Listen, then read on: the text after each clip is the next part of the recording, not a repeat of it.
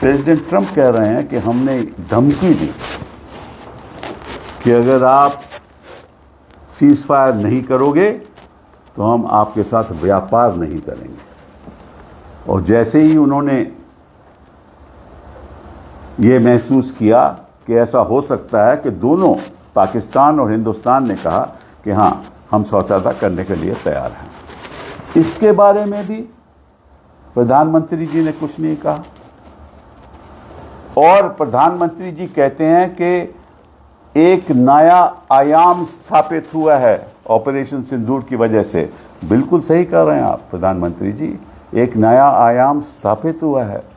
पहली बार हिंदुस्तान के इतिहास में एक तीसरा देश हमारी आपसी मामले में दखलंदाजी करके उसने हमें बता डाला कि इस संघर्ष में हम तय करेंगे कि क्या करना है।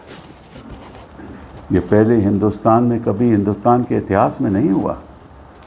ये ऐसे नया आयाम हुआ है प्रधानमंत्री जी, और आप उसके बारे में जिक्र भी नहीं करते।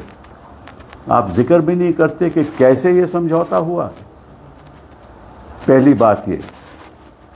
दूसरी बात आपने कही कि अगर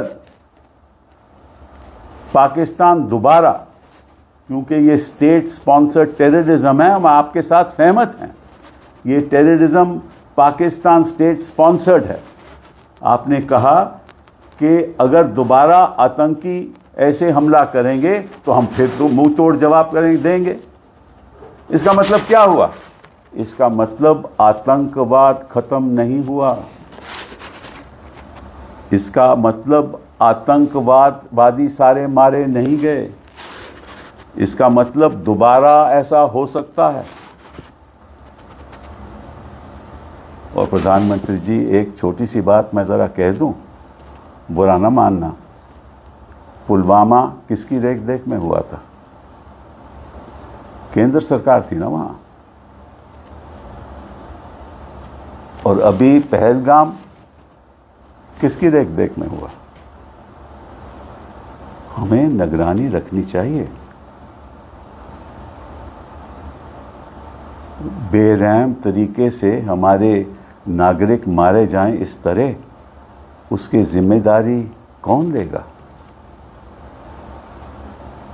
कोई तो लेगा ना। उसकी कोई कार्रवाई हुई?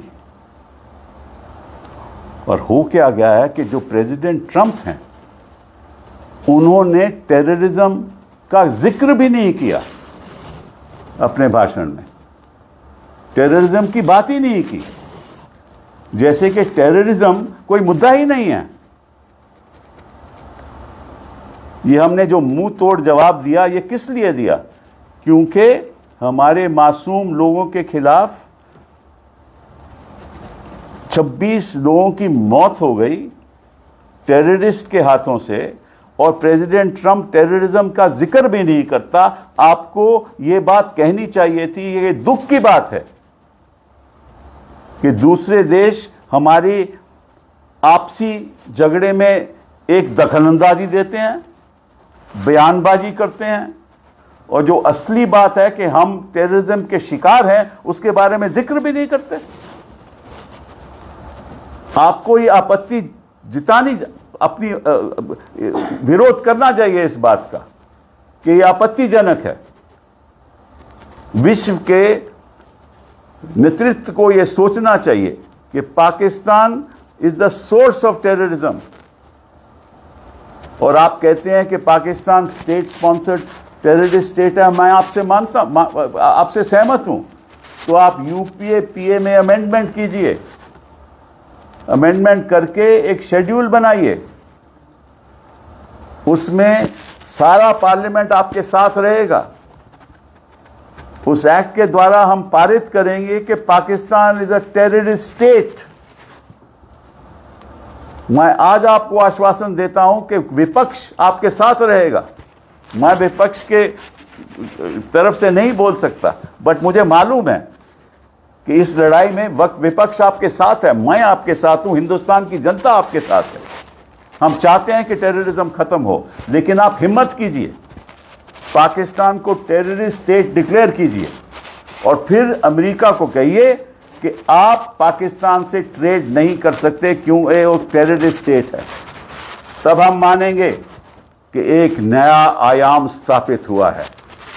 हम चाहते हैं कि ऐसा नया आयाम स्थापित हो कि हिंदुस्तान एक इतना बड़ा देश है, हमारी तुलना पाकिस्तान से नहीं की जाए, और प्रेसिडेंट ट्रंप हमारी तुलना पाकिस्तान से नहीं कर सकता। हम 140 करोड़ लोग हैं, वो एक छोटा मोटा देश है, फेल्ड स्टेट है। पाकिस्तान की हैसियत ही क्या है? और प्रेसिडेंट ट्रंप हिंदुस्तान और पाकिस्तान के एक मंच पे तुलना करे, यह भी आपत्तिजनक है। प्रधानमंत्री जी, देश की जनता आपके साथ है, करेज दिखाइए, झुकिए मत। ये तो बात सही है कि आप मुंह तोड़ जवाब देंगे, लेकिन मुंह तोड़ जवाब अमेरिका को भी जाना चाहिए। आपको कहना चाहिए कि ये दखल अंदाजी आप नहीं कर सकते, और जो आपने कहा है वो सत्य नहीं है। हम आपके दबाव पे नहीं आए थे, हमने आपसी बात करके फैसला किया। और मैं आप एक और बात बताना चाहता हूं कि अगर आपके सारे जो लक्ष्य थे वो हासिल हो गए, तो फिर सीज फायर की जरूरत क्या थी? आपको खुद कह देना चाहिए था कि हमारे तो लक्ष्य सब हासिल हो गए। सीज फायर का मतलब क्या है? हमने तो पाकिस्तान के एयर बेसिस को ध्वस्त कर दिया, वो सही है, किया भी। हमने 7 मई को, 6 मई की रात को, 7 मई को 9 जगह पे हमने जो टेररिस्ट कैंप्स को थे उनको ख़त्म कर दिया, मुबारकबाद। और मुंह तोड़ जवाब दिया, मुबारकबाद हमारी सेना को। लेकिन आप सब कर चुके थे, तो फिर सीज फायर की जरूरत क्या थी? क्यों आप माने इस सीज फायर को? प्रेसिडेंट ट्रंप कहते हैं इसलिए माने क्योंकि स्थिति इस हद तक पहुंच चुकी थी कि कुछ भी हो सकता था, और उन्होंने एक तरीके से धमकी दी, नहीं मानोगे तो व्यापार नहीं करेंगे। हिंदुस्तान 140 करोड़ का देश, धमकी सह जाए? हम तो नहीं मान सकते कि हम ऐसी धमकी किसी से सहेंगे।